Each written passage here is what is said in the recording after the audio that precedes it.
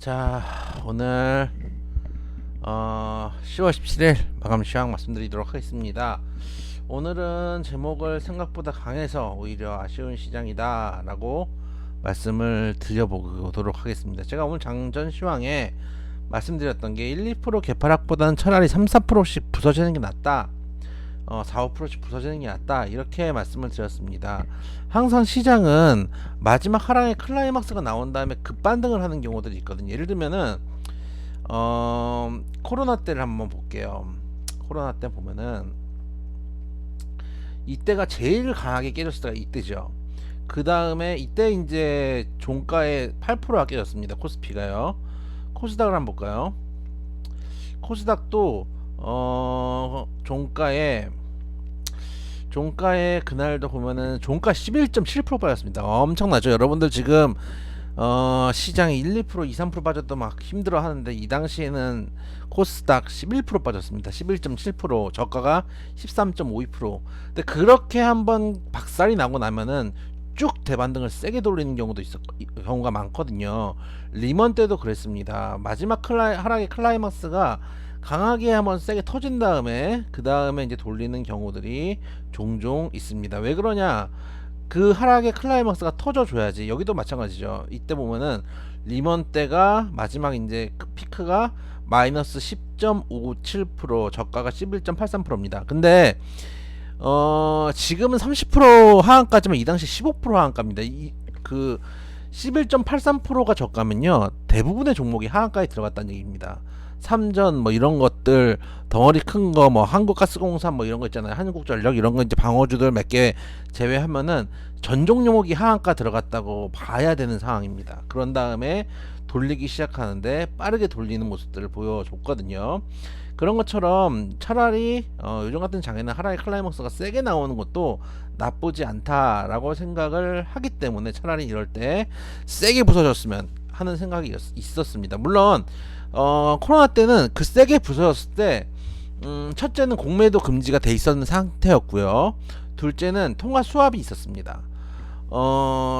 우리가 항상 장이 안 좋을 때마다 IMF 얘기가 코로나 때도 나왔습니다. 그때도 솔팡솔팡 나오는데 그때 통화 수합 딱 하고 공매도는 그 한 며칠 전에 됐었을 겁니다. 한 2, 3일 전에 공매도 돼 있고 금지돼 있고 코로나 통화 수합 파니까 바로 V자 반등해서 치고 올라가는데 정신없이 치고 올라갔거든요.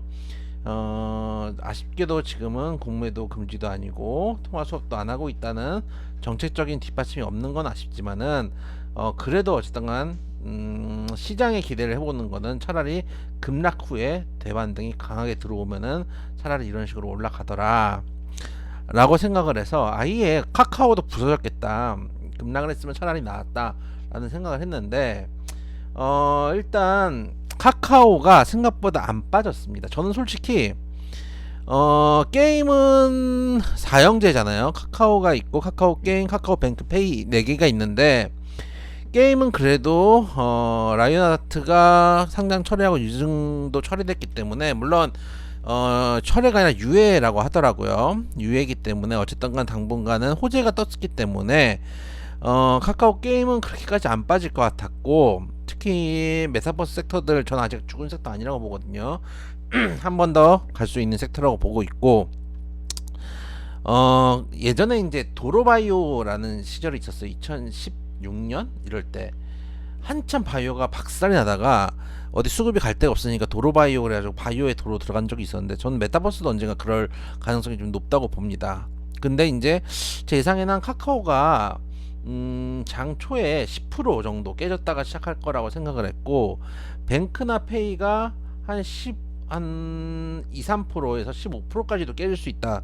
특히 페이가 좀 많이 깨지지 않을까라는 생각을 했는데, 보니까 카카오가 6.6% 깨져 시작했고, 페이가 6.93%, 한 7% 빠졌네요. 그리고 뱅크가 시가에 5.43% 정도 빠져가지고 시작을 했습니다. 생각보다 잘 버텼는데 이유는 뭐겠습니까? 개인들의 엄청난 카카오 사랑. 보시면 카카오를 보면은 카카오를 오늘 개인이 몇만 주 샀나? 284만 주를 샀습니다. 284만 주 샀고 기간 외인이 150만 주, 130만 주 엄청나게 던진 거죠. 기간 외인들 나갈 수 있도록 우리 개인들이 다 받아줬고 카카오 사랑 엄청납니다. 카카오뱅크도 마찬가지 130만 주를 사고 그만큼 외인 기간 던지고 페이는 그래도 뭐 크게 뭐 수급 변화 없네요. 개인이 한 9만 주 받고 그만큼 외인 기간이 던졌는데 개인이 아예 카카오로 수급이 몰리니까 재밌는 일들이 좀 벌어졌어요. 제가 보기에는 일단 외인 기간이 탈출을 할 수가 있었어요. 외인 기간이 탈출할 수가 있었고 그러다 보니까 다른 쪽에 수급이 들어가기가 쉬웠다라는 게 하나 있었고, 둘째는 우리 시장이 시작하자마자 그 미국 지수 선물이 계속 상승하고 있었거든요. 0.5% 정도 상승하고 있었는데 지금 보니까 더 올라왔네요.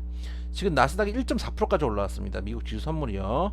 그러다 보니까 우리나라 최근에 계속 말씀드리지만 지수 선물 따라가는 경우들이 많이 있습니다. 지수 선물이 견조하고 카카오가 상파가 덜 빠지고 또 개인들이 받으니까 외인 기관들이 여유가 좀 생기고 그리고 환율이 그리고 상방을 어느 정도 막아주고 있는 모습이었는데 그 이창용 총재의 얘기가 좀 전 솔직한 얘기라고 생각이 돼요. 보면 이창용 총재가 이런 얘기를 했죠. 뭐 자본 유출 뭐 이런 거는 유출 징조가 없다 뭐 이런 것들은 뭐 그렇다 치고 이 말은 참 의미가 있어요. 자본이 빠져나갈 곳은 이미 빠져나갔다고 생각한다 라는 얘기도 의미가 있었다고 생각을 하고, 그 다음에 여기 이 기사에 안 나왔는데 어느 그 처음에 이번에 빅스텝을 하기 전에 정부에서 0.25bp 인상을 얘기했었잖아요. 그러다가 미국이 급하게 금리를 올리니까 같이 따라서 올리다 보니 금리를 세게 올렸는데, 그러다 보니까 환율은 25bp의 갭 차이, 그러니까 미국의 금리와 기준금리와 우리나라의 기준금리를 25bp 상태를 반영을 한 거예요. 이 폭을. 그러다가 50bp 올랐으니까 이 폭이 줄어들었겠죠. 그러니까 시장에서 예상한 것보다 환율이 먼저 올라간 셈이 돼버린 거예요.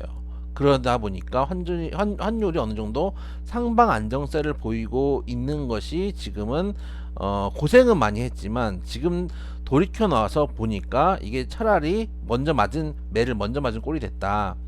그러다 보니까 지금 보시면 외국인들이 사실 환율이 이 정도 환이 벌어졌음에도 불구하고 외국인들이 코스피에서 하나 둘셋넷 다 일곱 여덟 아홉 열 열하나 11거래일 연속 들어오고 있거든요.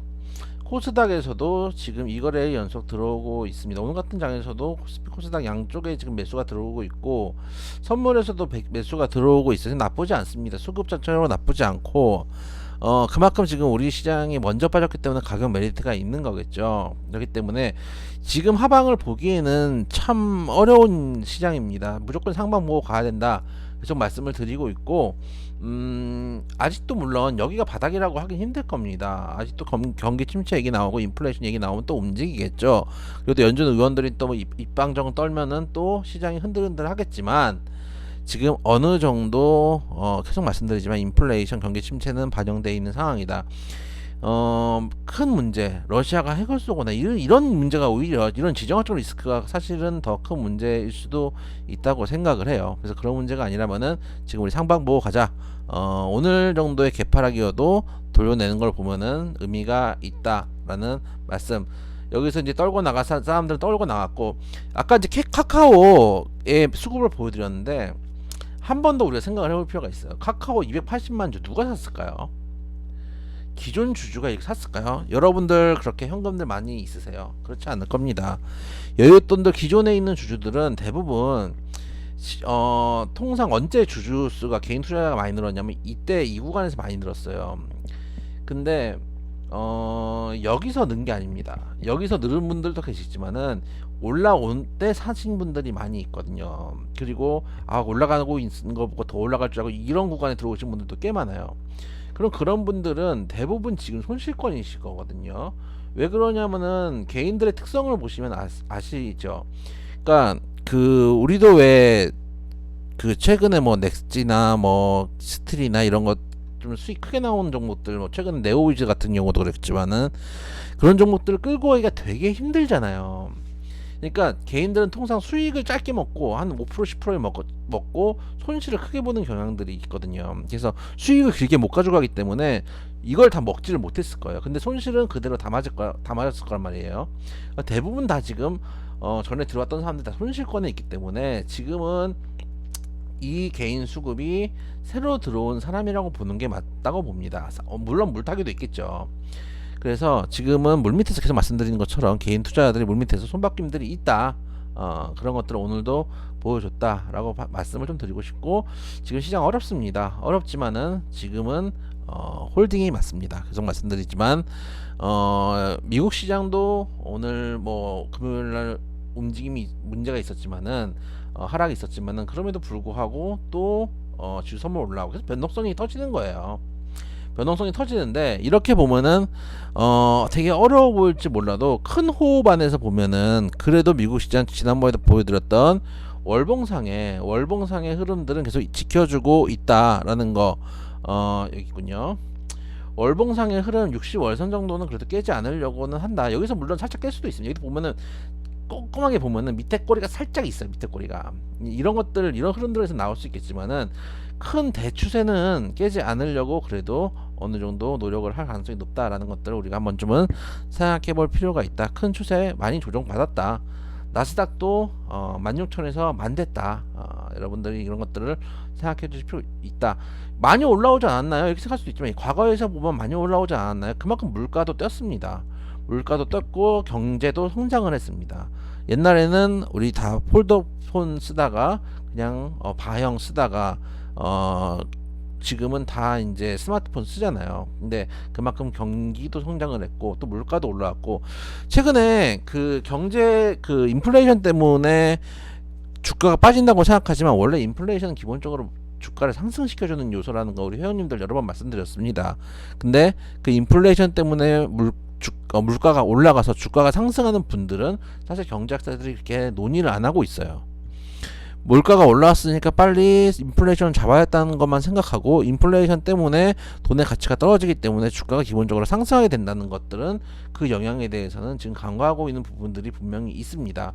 그런 측면들을 생각한다면 지금은 상방 보고 가자 말씀드리도록 하겠습니다.